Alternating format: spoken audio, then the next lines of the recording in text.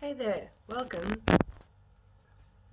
Hey there, welcome back to Cupboard Chats. I'm up on my calves again. I need to get a tiny stool, or I have a yoga block maybe. But I wasn't gonna vlog until after Christmas because Christmas is a crazy time, and I think it's gonna be very hard on my mental health. So no one wants to see that. Not in that kind of form. But somehow, before all of this Christmas craziness begins, I have an entire, oh dearie me, mop of the hair. I have an entire weekend, Friday, Saturday, and most of Sunday by myself. My brothers are at their girlfriends' places. So it's just me and the puppers. So maybe I'll do a weekend vlog. I plan to do filming. I need to do a little bit of work because I had to take a mental health day during the week. Sort of a very, very rough week. Oh my god. Oh, you massive boots. Yeah, so I am currently making myself spinach and ricotta. It's supposed to be ricotta, but I made it with feta.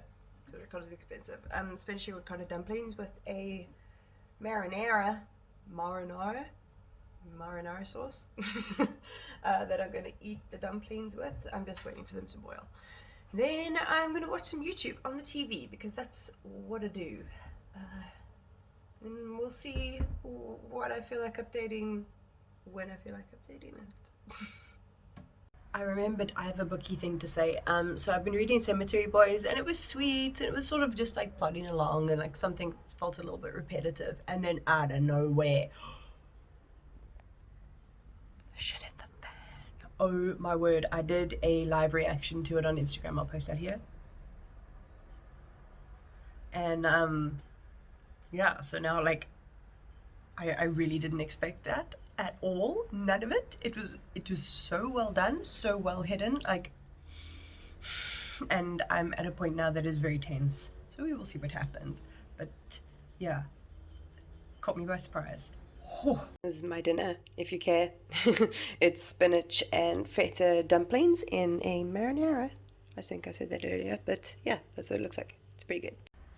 I also realized I didn't mention I have also been reading Beloved by Toni Morrison. I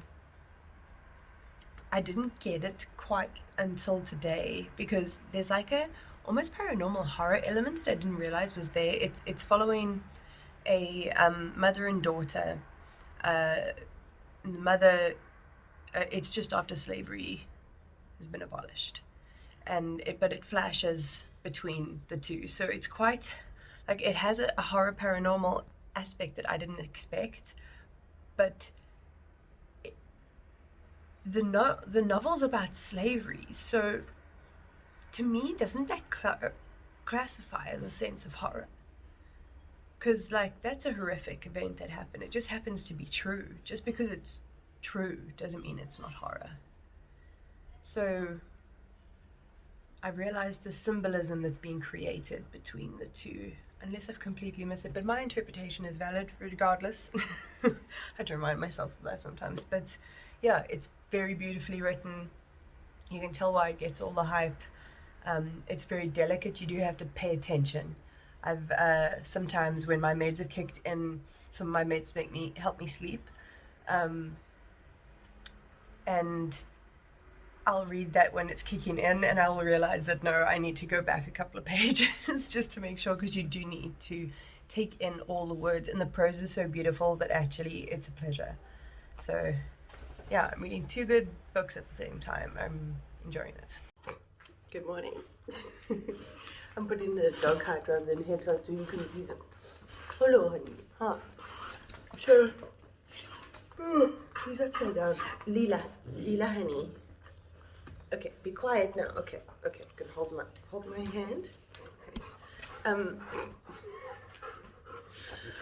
What I'm trying to say is that I'm gonna go to the beach with Hugo. I can't go with Lila and Hugo because we don't have two leads. Oh, ow! She's kicking me. Oh my goodness, this is play. And there's Hugo's ass just right there. What are you doing? Oh, no. Okay, guys. Lila, sit. Sit. Just be chill, okay? I don't know what to do with you. Sit. Let's just stay. Okay. A little bit in frame. Oh. Okay. I've been watching Helani. I've been watching Willow Faith vlog. I'm not taking in any Vlogmas content besides watching a couple of people who aren't doing actual vlogs for Vlogmas, or like people like Willow who are not actually doing anything Christmas vibes, because I'm not in the mood. Oh, so I'm gonna take my little boy. Yeah. Oh, you're a good boy. We're gonna go to the beach. I'm gonna go to the beach. It's very early. It's like 7:30, 7:45. We're just gonna do a bit of a running on the beach, because what I was trying to say about Willow is that she lives in Canada. So, Hugo, your butthole. She says she gets out to the mountains or like snowboarding or something like that every day. Like every day is a little bit hard. Likewise, but on the weekend I can do it. Okay, are we gonna go? We're gonna go. As soon as I get the lead, he's gonna make a fuss. So, better get going. Alrighty, I'm back home. I am going to set up to shoot maybe 2 videos today. That would be cool, because I'm feeling mentally able. And when you are mentally ill, sometimes you just gotta wait until you feel mentally able. So I'm gonna do my really technical setup, and I'll show you how I film my booktube videos. Okay, so sitting up in front of my bookshelves. So this is what you see, and then this is what this is a dining room chair, this is a jar full of rocks, and this is my grinder.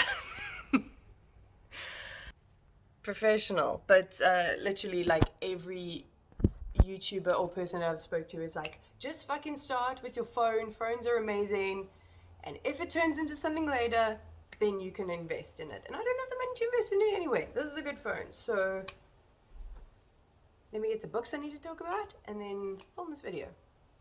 Okay, that went well. I wasn't as rusty as I thought. Okay, cool. Now I'm going to do trickery and just change up my makeup, just maybe put some eyeshadow on in the crease, change my lip color, and then I'm going to film an anti-TBR, because those are going around right now. They're very popular and they are fun to watch, and I get to like do a little rage, which is always cathartic. Okay, I am done. I have finished filming. I've had 2 videos filmed. I've gone to the shops. I walked down to the shops, get in the sun. As you saw, I went to the beach earlier. I did some work. I handed in an article to a client. So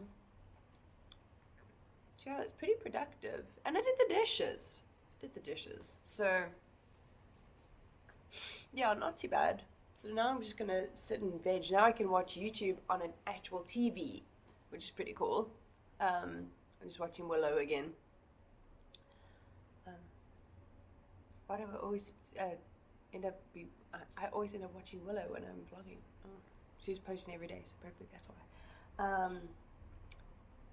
So yeah, I'm just gonna sit and eat snacks and try and figure out how to clip audio on TikTok, because I don't know these things. I want to learn.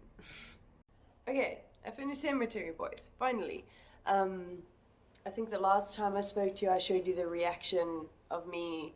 That was about 2 hours, maybe an hour 45 minutes from the end of the audiobook.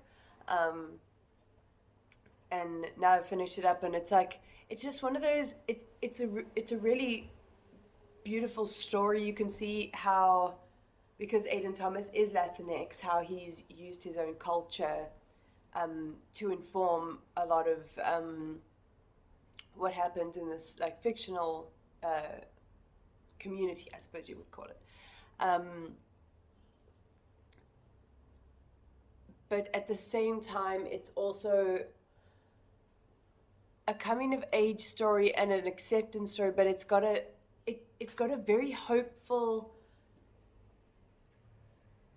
vibe to it. A lot of the time, with queer novels, unfortunately, because it is what happens with a lot of people. They're quite sad stories, and this was it was a sad story and a hopeful story at the same time. But yeah, I'm really excited to see what else Aidan Thomas writes, because that was a solid debut. It was a solid debut. So yeah, I'm just gonna carry on watching Plumbella.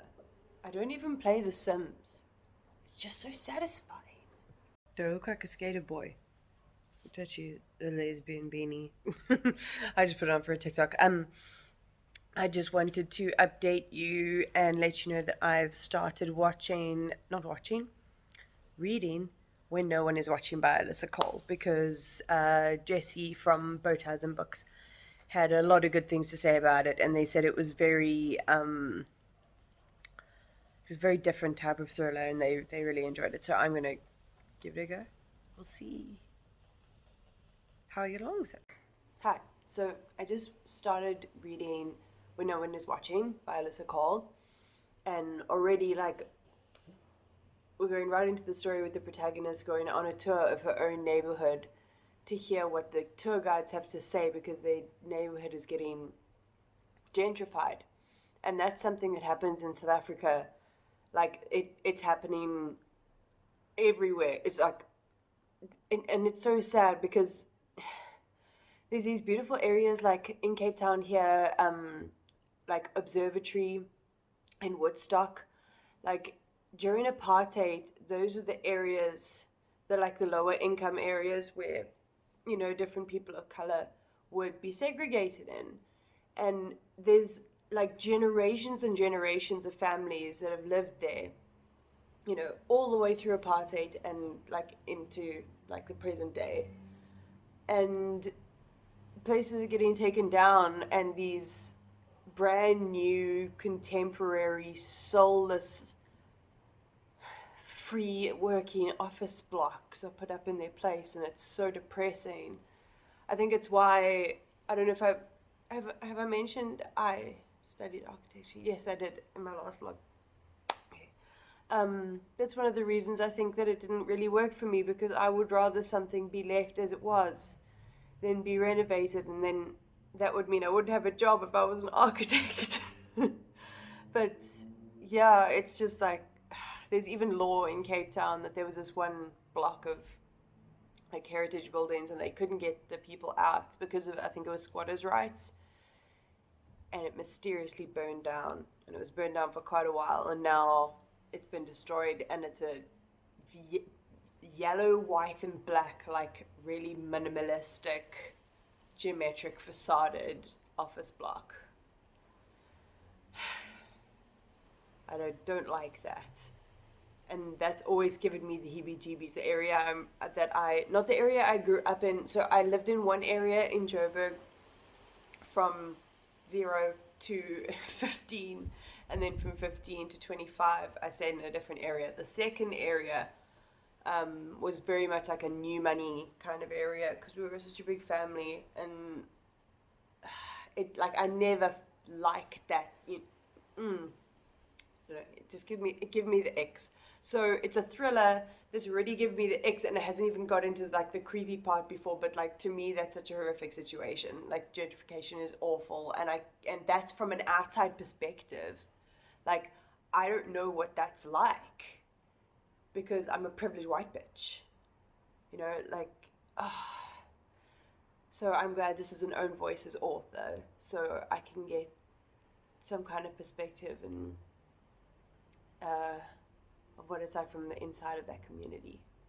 Yeah, I'm glad I picked this one next. I'm very, very glad. Thank you, Jessie from Bow Ties and Books. Thank you. Good morning. Sunday morning. I got woken up from a super intense stress dream by Leela, the golden retriever, barking like crazy because my brother had arrived home.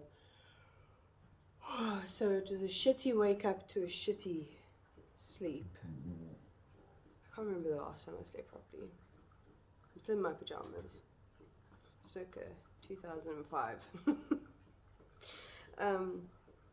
So I've been reading Beloved by Toni Morrison, and like when you're not doing well mentally, that's a hardcore book to read. I mean, it's about slavery, for Christ's sake. Like, it's hectic, it's beautiful, and it's important, and it's wonderful, but if you're not doing well up here, not so good. So I've got 2 books left until I hit 100 books this year, which would be great, because it'd be cool to have that 2 times in a row. So I've been wanting to reread Walk 2 Moons by Sharon Creech for a long time. Since I've got it, I mean, I read a lot of Sharon Creech when I was a teenager. I think, did Books and Lala read this for one of her reading my childhood favorites videos? I can't remember. I'm sure I remember somebody mentioning this. I can't remember what it's about for shit, but the reason I started talking to you now is that at the end of this chapter, it says, like, she's going to tell this story to her grandparents, like some story that we're about to hear. It's also how I discovered that beneath Phoebe's story was, wrong quote, to tell them about Phoebe Winterbottom, her disappearing mother, and the lunatic. And I've been thinking about making a standalone video about this trope for a long time. I mean, I can't remember how it's done in here, so let's just make this innocent for now. But the lunatic trope, I have a huge problem with the lunatic trope, because it paints mentally ill people as something other, as something dangerous. And like, I am going to go into this in a full video, because I want to just basically do a little bit more research about when the 2, like, you know, clinically, people who need to be held in a facility because they're a danger to themselves because of their mental illness, but they're not a danger to other people, and then the criminally insane, you know, like, criminally insane. I'm going to look up all of the proper terms to use as well,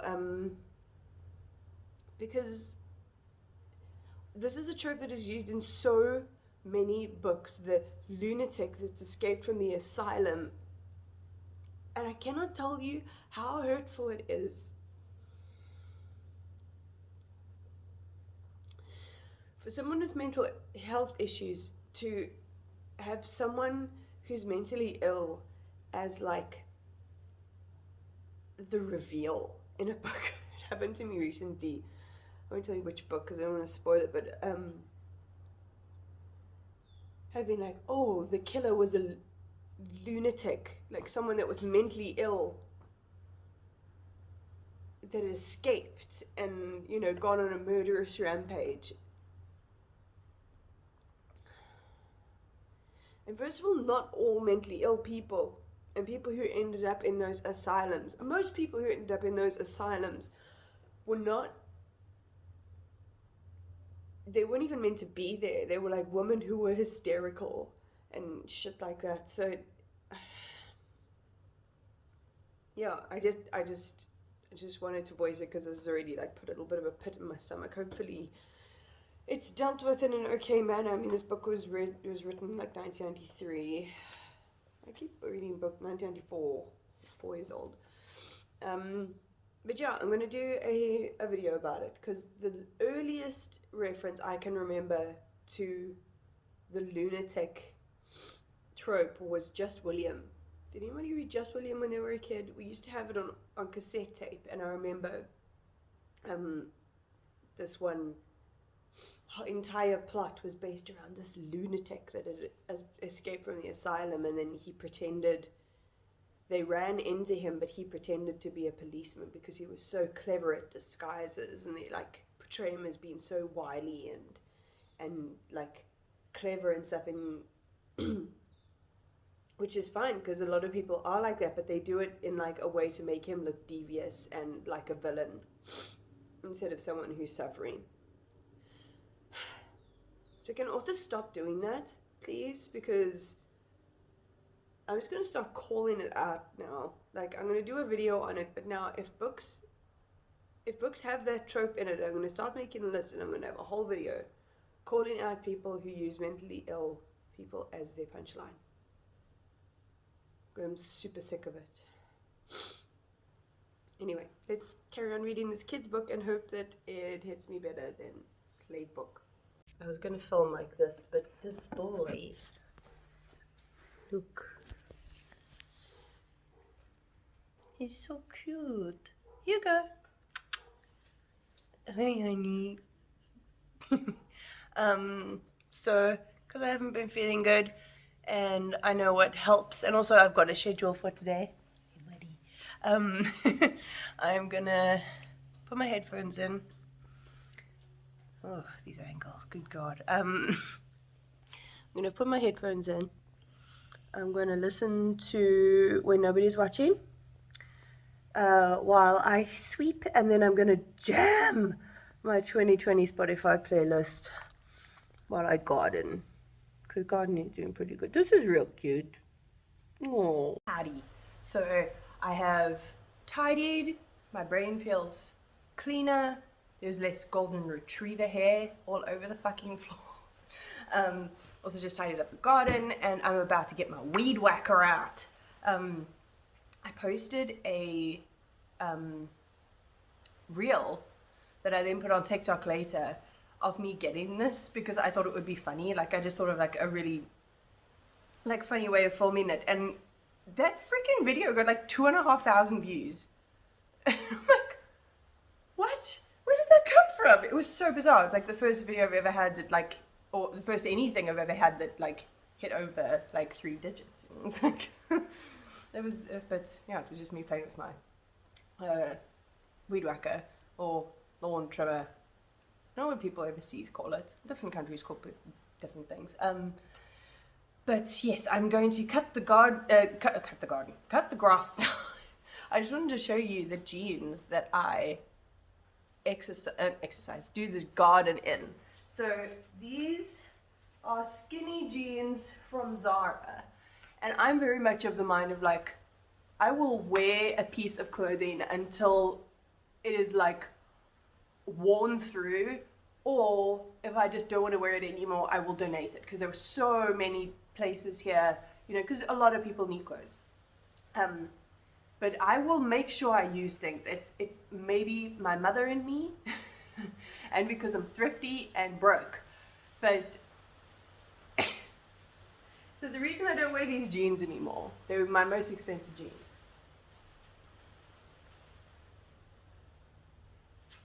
That's my butt. And there's a huge hole in the crotch as well, but I'm not going to show you that. You have to pay for that.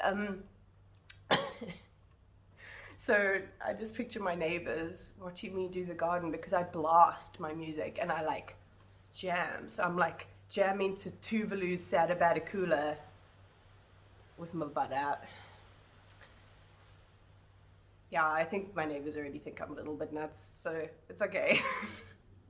So I'm coming to you post-shower, where I forgot that I had makeup on yesterday and I forgot to take it off. Don't worry, I don't use skin makeup, like foundation and shit. It's just like mascara. So I'm gonna finish this off while I remove this black eye situation. I realized I totally forgot to mention in my bullet journal picks my outfit video that I only use cruelty-free beauty products.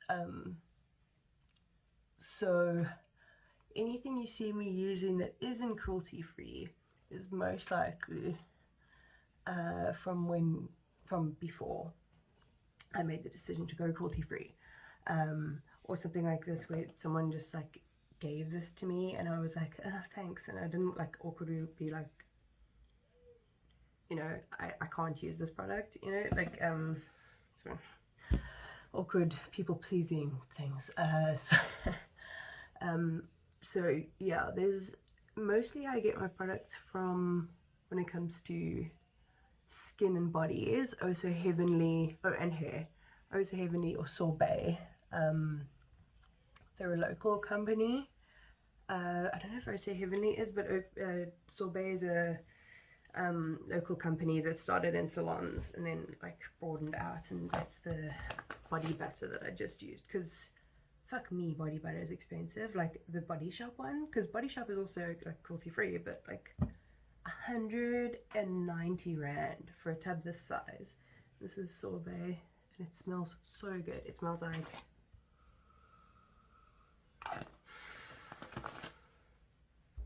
dishwashing powder, but like in a good way.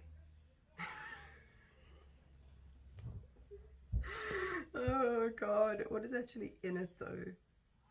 Fragrance. Yeah, but fragrance of what, bitch? But it's uplifting apparently, but it's nice and it's locally made, so that's cool. Yeah, when it comes to hair, use Oh So Heavenly. Skin, I use Oh So Heavenly. Yeah, there's not a lot of choice in South Africa when it comes to like drugstore. And then makeup wise, I go with Essence most of the time. I have some Wet n Wild stuff left over, but I choose not to use Wet n Wild. Like there are two different types of like cruelty free people. Like some classify Wet n Wild and some don't. They're both valid. I don't think one's superior to the other, but I personally don't want to buy from them anymore. So this hair situation, I promise you it gets better when it goes floofy. It's already okay. Let's see. But yeah, and then if I, so like Essence is your everyday brand, and then NYX is my treat yourself brand. Anyway, I hopped on here after my shower to show you my raccoon eyes and to wrap up this vlog. I am listening to When No One Is Watching, which is like spooky, and we just got onto, so the one perspective is, I can never remember anybody's names.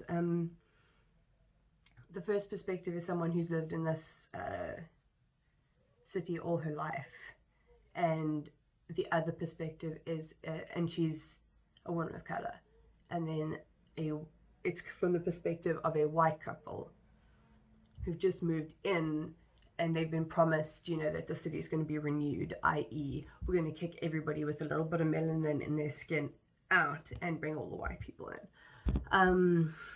So like that's the icky side.